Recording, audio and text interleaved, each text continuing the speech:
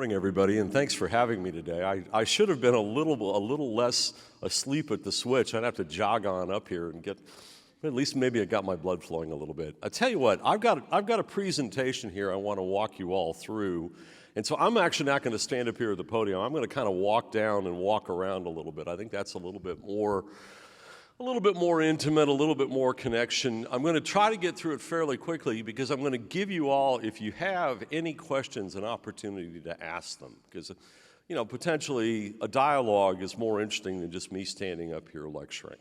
So, Texas economy, we're all part of it, right? It's all sort of moving in the right direction, we think. But particular today's conversation is about really the emerging kind of digital foundation that's going to underlie the Texas economy as we go forward here in the 21st century.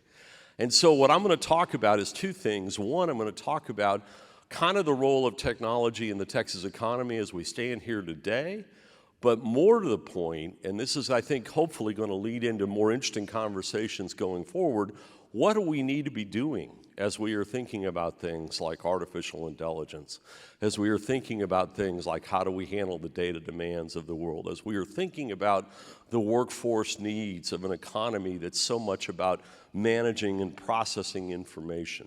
So, with that, by the way, that's us. There's a standard sort of group out there called City States.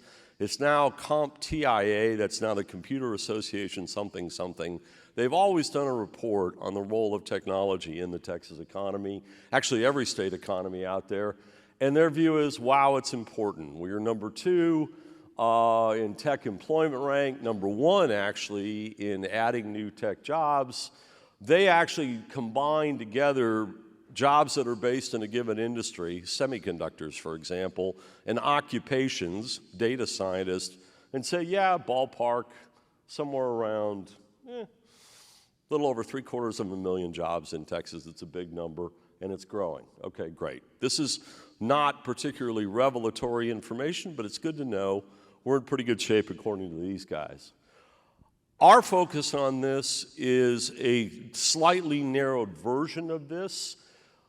And it's true that technology is an important part of literally every single thing we do every day. I was at the dentist the other day. Yes, I know I should have been there before the other day. And then my dentist looks at me and says, you know what, man, you need a new crown. I'm like, okay, all right. And I'm dreading the gel and the impressions and all that stuff. Well, it doesn't happen.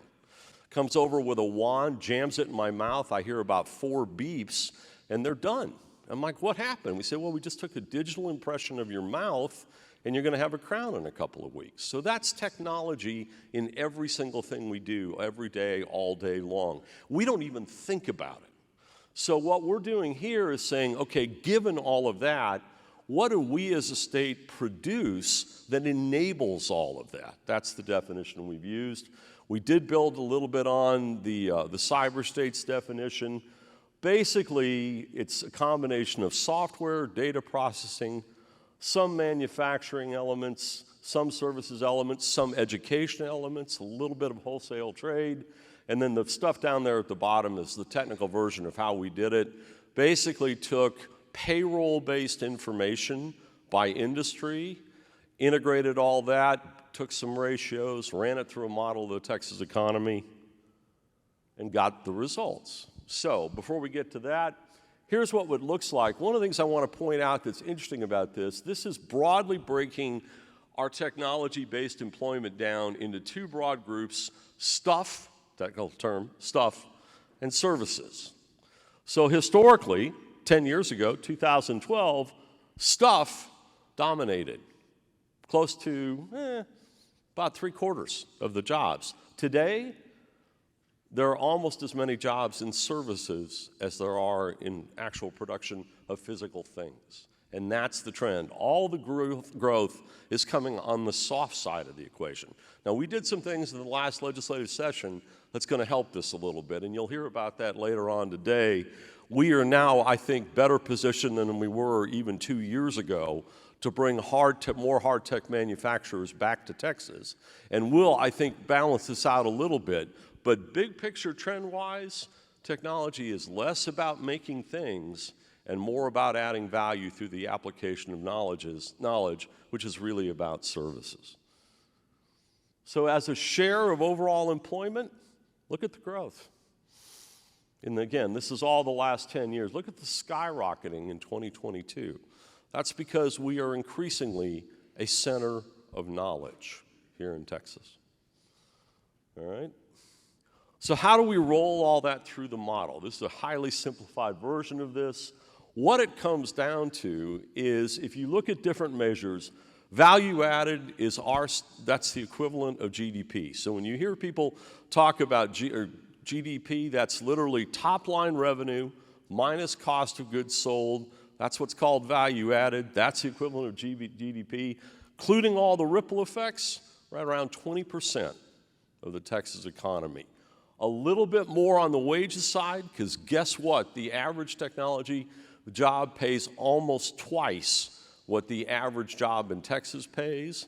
A little bit less on the employment side, for obvious reasons, 20%. And that's the breakdown within technology, sort of roughly. You can see services are now almost half of what we're doing. So again, it's big, it's important, it's growing.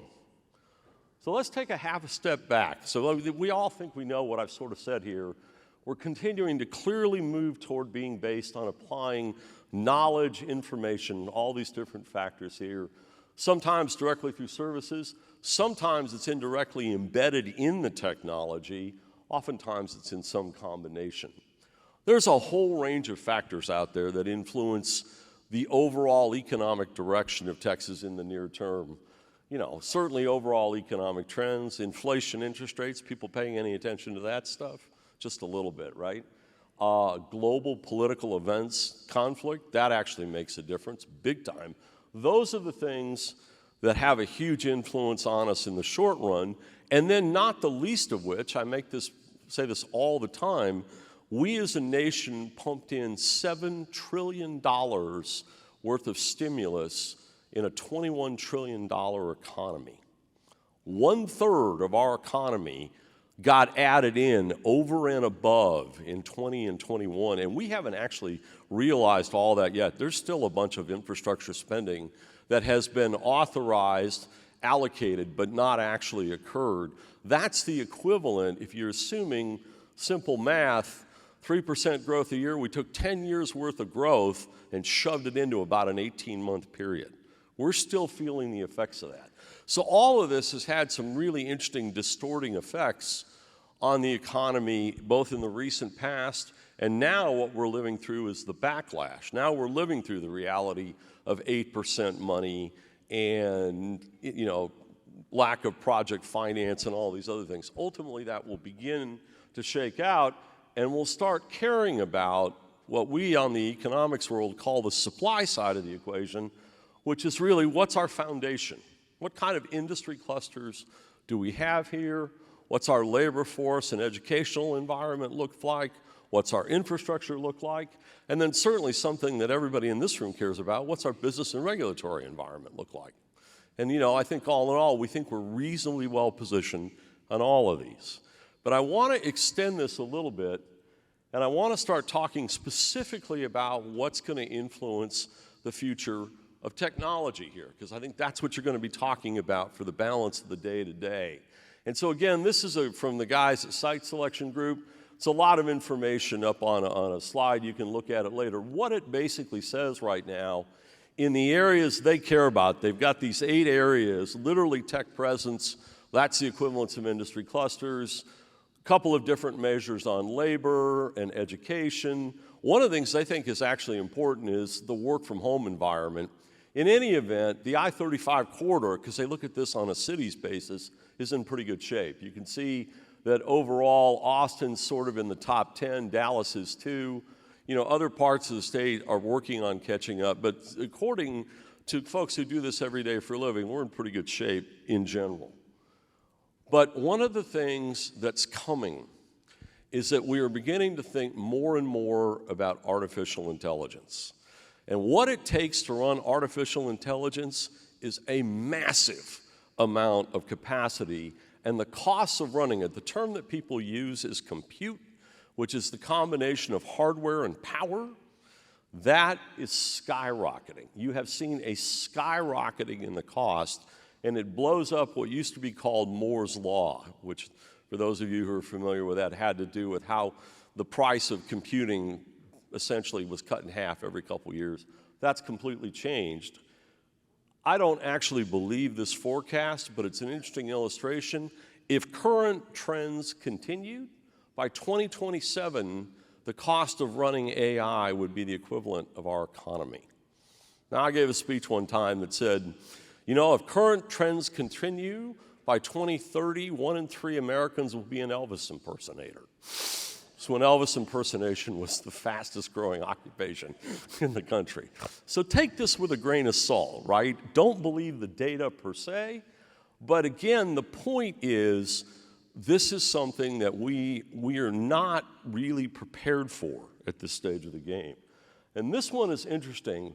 By 2025, global data created and by extension consumed is going to be 6 times what it was in 2016 and 3 times what it was in 2021.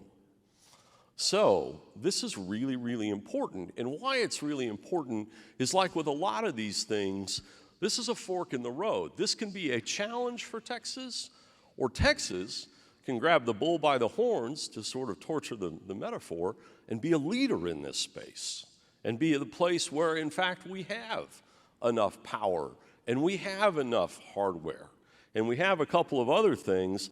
You can't read that slide, but it's a current sort of information on where data centers are growing right now across the country, because that's a big part of this backbone. Northern Virginia is a leader, but so is Dallas. And the rest of Texas is beginning to catch up. So from a policy perspective, I would say to this group, we want to be paying attention to this. And at the same time we are paying attention to it, we've also got to be paying attention to electricity.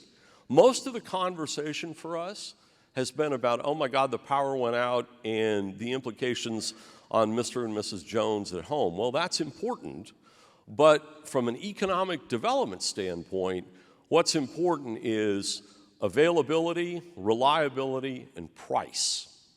And right now, according to the Energy Information Administration and the Texas Demographic Center, we're not really looking at a substantial increase in our per capita generating capacity out through 2050.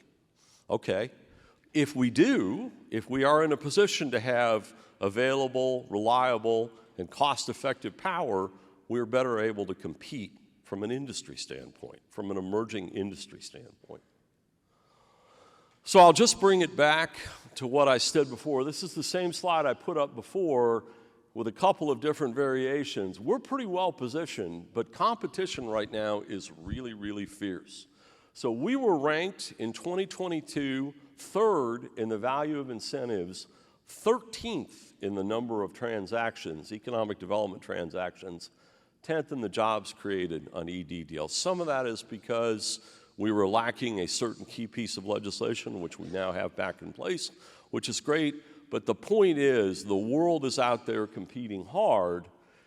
If we want to help set the foundation, we need to be adding in what I think, I'm just calling it digital backbone, all those different things I mentioned there, as part of our foundation, along with other forms of infrastructure, labor force, regulatory environment, and the existing business clusters that are here in the state. So with that, that's kind of the tee up for the balance of the day. I think we might have a minute or two left. Does anybody have any questions, comments? Anybody want to say anything? Anybody want to throw any rocks? You know, anybody, any questions? All right. Well, thank you all very, very much. I appreciate the chance.